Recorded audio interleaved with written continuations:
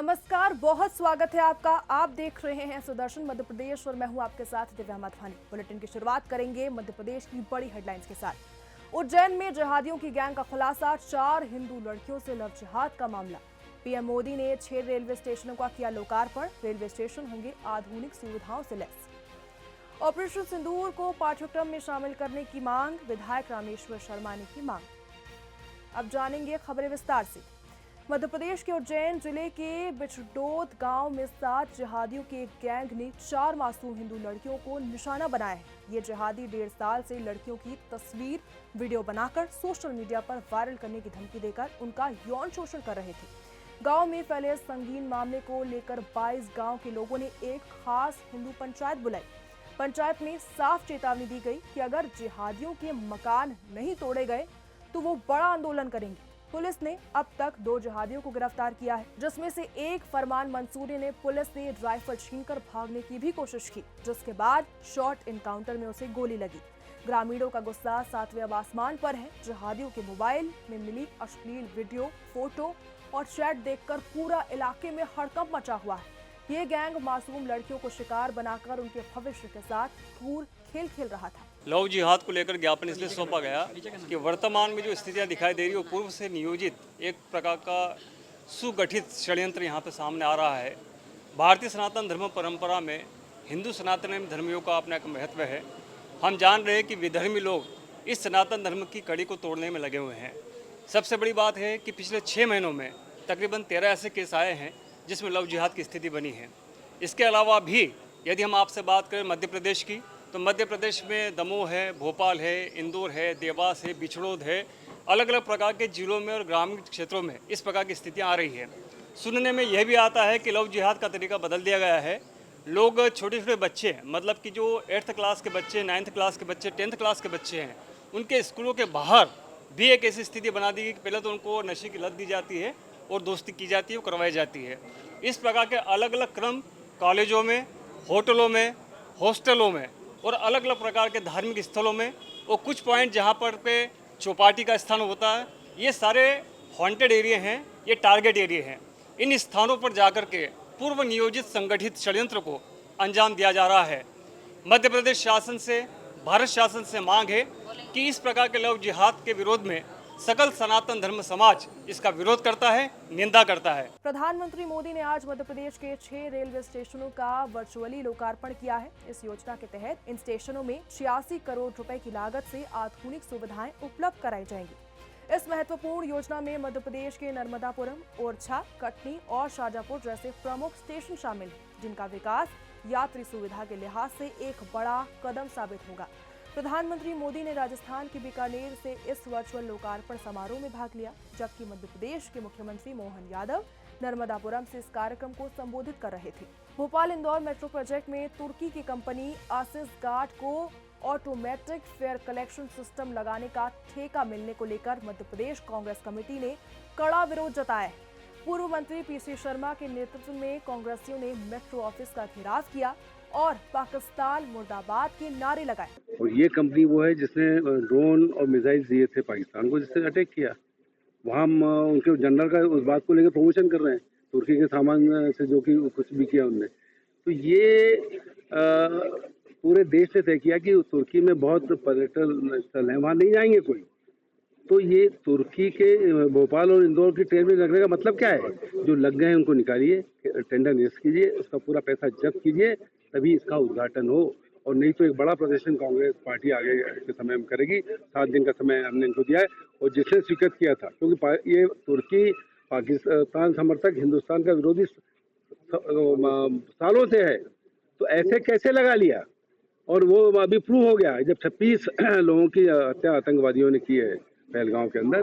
उसके बाद तुर्की पूरा सबसे बड़ा तुर्की ऐसा देश था जो पूरी तरह से उनके सेना तक भेज दी, हथियार भेज दिए, उसके सामान हम लगा रहे हैं यहाँ पे। ये तो हमारे लिए शर्मनाक है। विधायक रामेश्वर शर्मा ने सेना की बहादुरी और शौर्य को सम्मानित करते हुए ऑपरेशन सिंदूर और सर्जिकल स्ट्राइक जैसे महत्वपूर्ण सैन्य अभियानों को स्कूल और कॉलेज के पाठ्यक्रम में शामिल करने की मांग की है। उसे भारत के सेना का, भारत के सैनिकों का जो परिक्रम है, जोश है और उनकी जो योजनाएं हैं और उन्हें जिस तरह भारत की सीमाओं की और भारत के नागरिकों की सुरक्षा करते हैं, भारत के स्वाभिमान की रक्षा करते हैं और दुश्मन को मुंहतोड़ जवाब देते हैं। और ऑपरेशन सिंदूर ने तो ये साबित कर दिया कि दुश्मन अपने आप को चाहे जितना सुरक्षित महसूस करे, पर भारत की सेना की नजरों में कोई भी दुश्मन सुरक्षित नहीं रह सकता। इसलिए आतंकवादियों, कान खोलकर सुन लेना, तुमने हमारे बहनों को बेटियों का सिंदूर उजाड़ा था, हम तुम्हें कब्रिस्तान के रूप में तब्दील कर देंगे, कोई भी आतंकवादी को बचने नहीं देंगे।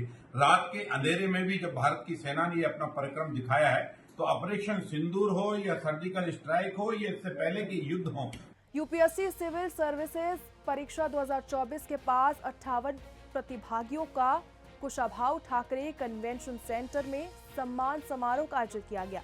कुल 58 प्रतिभागियों में से 15 युवतियां हैं। सम्मान समारोह में मुख्यमंत्री डॉक्टर मोहन यादव, उच्च शिक्षा मंत्री इंदर सिंह परमार उपस्थित रहे। इस अवसर पर सीएम ने ई ज्ञान सेतु का भी शुभारंभ किया। इसके जरिए यूट्यूब और अन्य प्लेटफॉर्म पर बच्चों को स्टडी मटेरियल ऑनलाइन उपलब्ध कराया जाएगा। इसमें ऑनलाइन कोर्स, वीडियो ट्यूटोरियल और अन्य सामग्री शामिल है। ई ज्ञान सेतु पर मेडिकल से लेकर इंजीनियरिंग और बिजनेस से जुड़े स्टडी मटेरियल उपलब्ध होंगे। इसके लिए भोपाल और इंदौर समेत प्रदेश के 10 जिलों में डिजिटल स्टूडियो भी तैयार किए गए।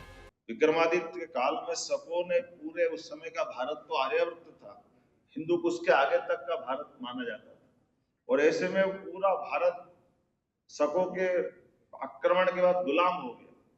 और उस गुलामी के दौर में भारत को मुक्त कराने का विक्रमादित्य ने 11 साल की उम्र से अभियान चलाया। 16 साल 5 साल में पूरा देश मुक्त करा दिया। लेकिन मुक्त कराने के बाद उस काल के क्रम में एक घटनाक्रम ये भी घटा कि शकों की राजकुमारी से विक्रमादित्य का विवाह भी हो गया। अब विवाह होने से दाम्पत्य जीवन में विक्रमादित्य अपनी धर्मपत्नी के साथ जब पूरे इस भूभाग से शकों को हटा करके अपनी सत्ता को स्थापित करते हुए जब वो अपने दरबार में बैठते हैं, तो उस समय के इस भारत के 3 बड़े बड़े टुकड़े मान लें। एक में हमारा मालवा उज्जैनी से शासन चलता था, एक मथुरा से उधर वाला पूरा हमारा पंजाब से लेकर आगे तक का हिस्सा था, एक अफगान के पास का पूरा हिस्सा था जो ईरान से लगा करके पूरे क्षेत्र में। तीनों जगह उस राजकुमारी के भाई शासन कर रहे थे और उनको हरा करके सत्ता वापस विक्रमादित्य ने हस्तगत की। ऐसे में जब सत्ता हस्तगत की और बंदी बना करके जब उनके दरबार में लाया गया और ये कहा गया कि इनके लिए महाराज आप न्याय करिए। उनके साले थे तीनों विक्रमादित्य, और विक्रमादित्य के साले तीनों खड़े सामने और उनको सजा सुनाने के लिए, जैसा कि महामंत्री ने विस्तार से अपनी भाषा में, वकील ने अपनी बात कर दी, लेकिन जब उनने विस्तार से कहा तो पत्नी आ गई दरबार में। उन्होंने कहा ये इनको माफ कर दो, इनको सजा ऐसी दे दो चाहे जेल में डाल दो, लेकिन इनकी जान बख्श दो। अब विक्रमादित्य तो न्याय के लिए जाने जाते हैं।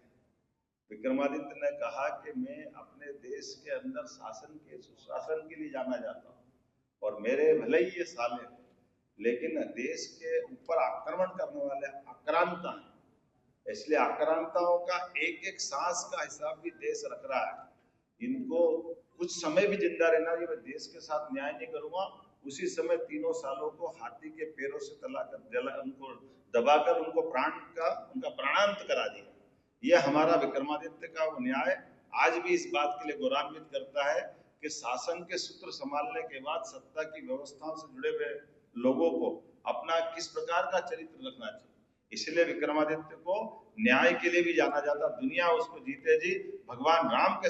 मध्य प्रदेश में बेमौसम बारिश और तेज हवाओं ने कहर बरपाया है। शाजापुर शहर में दोपहर अचानक तेज आंधी तूफान के साथ बारिश हुई, जो कि लगभग 1 घंटे तक जारी रही। इसके बाद जमकर ओलावृष्टि भी हुई, जिसमें आम जनजीवन प्रभावित हुआ है। लाहौरी क्षेत्र में नर्मदा परियोजना के लिए दूर दराज से आए मजदूरों ने 3 सेट की कुटिया बनाई थी, जो इस आंधी तूफान की चपेट में आकर पूरी तरीके से क्षतिग्रस्त हो गई।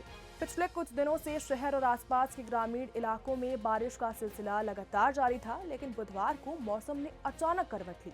मध्य प्रदेश भाजपा के प्रवक्ता डॉक्टर हितेश वाजपेयी ने कांग्रेस प्रदेश अध्यक्ष जीतू पटवारी और नेता प्रतिपक्ष उमंग सिंघार द्वारा 3 वरिष्ठ आईपीएस अफसरों पर की गई नकारात्मक टिप्पणियों पर कड़ी निंदा की। वाजपेयी ने कहा, ये आरोप न केवल उन डेकोरेटेड अधिकारियों का अपमान है, बल्कि सभी वर्दीधारी सेवाओं का भी अपमान है। उन्होंने कांग्रेस से मांग की है कि वो अपने बयानों पर माफी मांगी और मध्य प्रदेश आईपीएस एसोसिएशन से आग्रह किया है कि कांग्रेस नेताओं को करारा जवाब दे। वाजपेयी ने कहा, मध्य प्रदेश की आईपीएस अफसर अपनी दक्षता और कुशल कार्यशैली के लिए पूरे देश में जाने जाते हैं। वो किसी के सर्टिफिकेट से काम नहीं करते। जिस प्रकार से एसआईटी में शामिल हमारे 3 वरिष्ठ आईपीएस ऑफिसर पर उनके प्रशासनिक आचरण पर गंदी टिप्पणी, उन पर संदिग्धता जाहिर करते हुए उमंग सिंगार और जीतू पटवारी जी ने करी है, ये एक बहुत ही घृणित राजनीति का प्रतीक है। यह उसी प्रकार है जिस प्रकार की सेना की वर्दी का अपमान हमेशा कांग्रेस करते आई है। आज इन आईपीएस सीनियर ऑफिसर्स की वर्दी का ये अपमान कर रही है। यदि ये कहना चाहते हैं कि हमारे आईपीएस ऑफिसर नेताओं की कठपुतली है, उनके इशारे पर नाचते हैं, तो एक गंदा और घृणित आरोप है। मैं मध्य प्रदेश आईपीएस एसोसिएशन से अपील करता हूं कि वे इसका कठोर जवाब कांग्रेस को उनको देना चाहिए।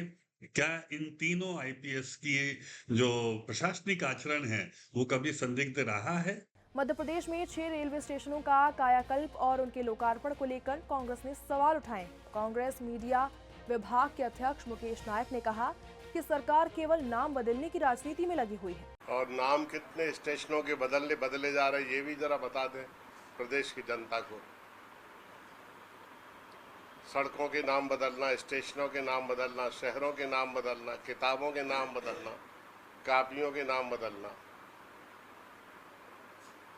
इसके सिवा और क्या देश में चल रहा है? अगर स्टेशन आधुनिक और अच्छे करा रहे हैं तो ये तो अच्छी बात है, इसका कौन विरोध करेगा? भोपाल स्टेशन को आधुनिक बनाया और उसका नाम बदल दिया। फिलहाल के बुलेटिन में बस इतना ही। मध्य प्रदेश की तमाम खबरों के लिए देखते रहिए सुदर्शन न्यूज। जय हिंद।